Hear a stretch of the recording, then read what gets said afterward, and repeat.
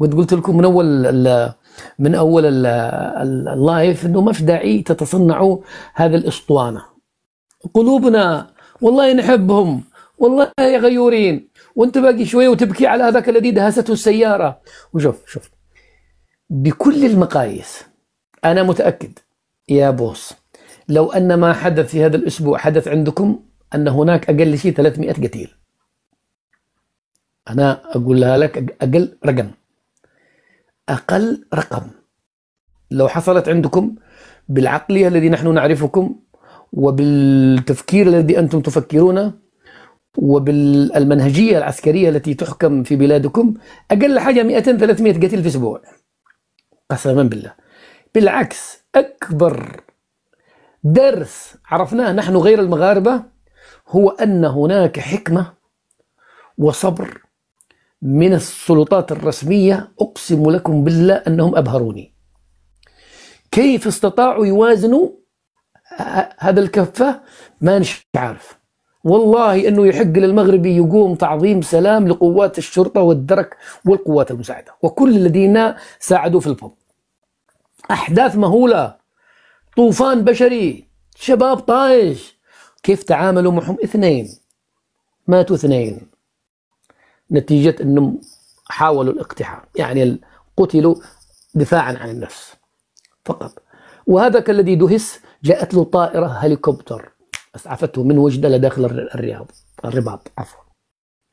يعني انا كنت يدي على قلبي، اقسم بالله كان يجي اخر الليل ادخل مع الاخوه المغاربه، ايش الحصيله؟ يقولوا ما فيش. معقول؟ والله ما فيش. يا رجل، هل سمعت انت في حياتك ان بلد تندلع فيها مظاهرات على مدى اسبوع كامل، وفي جميع المدن الرئيسيه وفي اكثر من مكان، وفي الاخير يطلع ان الاصابات في صفوف الشرطه اكثر من الاصابات في صفوف المواطن؟ هذه ما حصلت الا في المغرب. 360 جندي مصاب، وجيت تقول لي دهسته السياره. عادي في ظل هذه الفوضى كل شيء يحدث، بل بالعكس ان المغاربه خرجوا باقل شيء. قلت والله لو هي عندك ان الجنايز عندكم، ان ثلاجات الموتى متروسه تهرس عندك انت.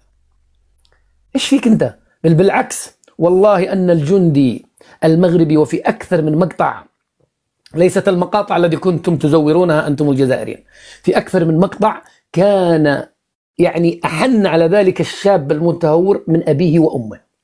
قل لي تلك البنت الصغيرة التي في حضن أبيها، هل تعلم أنهم كانوا يدخلونه مع بنته إلى السيارة خوفا من أن تتأذى البنت، لأن الأب مهمل طلع مظاهرة وفي حضنه بنت عمرها 1 سنة.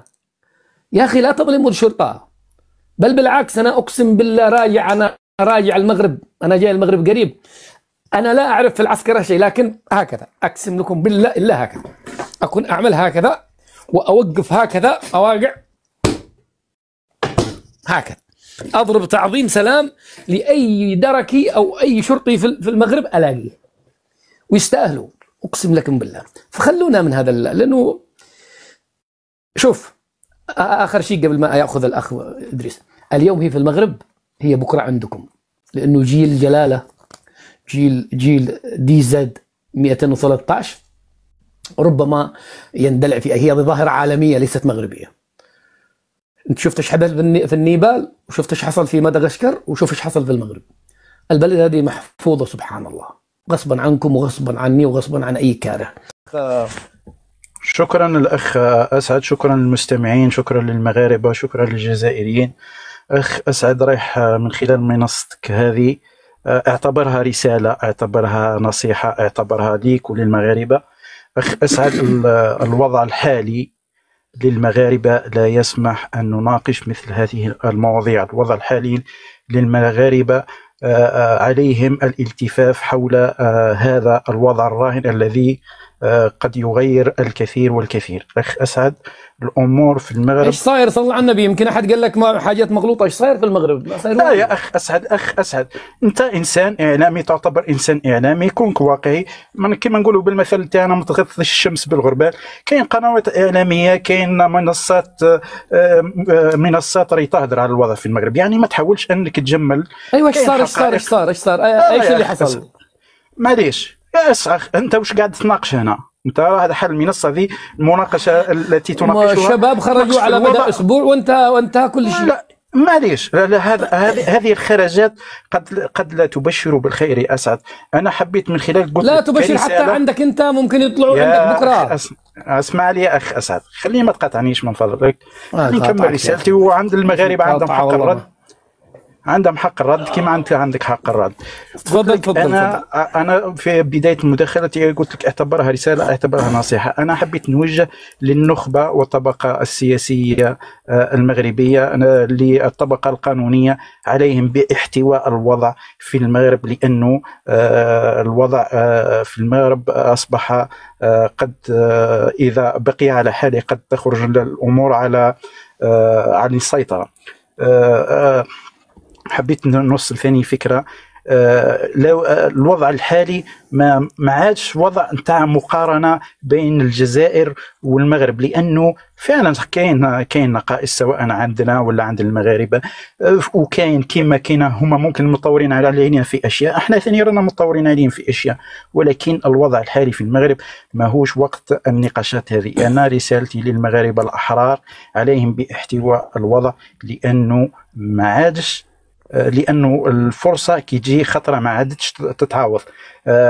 حتى لو كنا نشوفوا الشارع المغربي، سقف المطالب من كانت مطالب اجتماعيه اصبحت تجاوزت المطالب الاجتماعيه. الاخ اسعد ممكن انت راك ما لاحظتش، ولكن المظاهرات اللي شفناها اليوم والامس راعت الطلب بتحرير الاسرى السياسيين، بدات المطالب ترتفع، حتى نشوفوا حتى في التظاهر المغاربة كاين واحد النبرة تغيرت حتى في الشعارات. قبل كنا نشوف المغاربة حينما يطالبون بشعارات يقول لك في آخر عاش الوطن، عاش الله الوطن الملك. درك ما عادش، درك عادوا يقولوا عاش الشعب وفقط.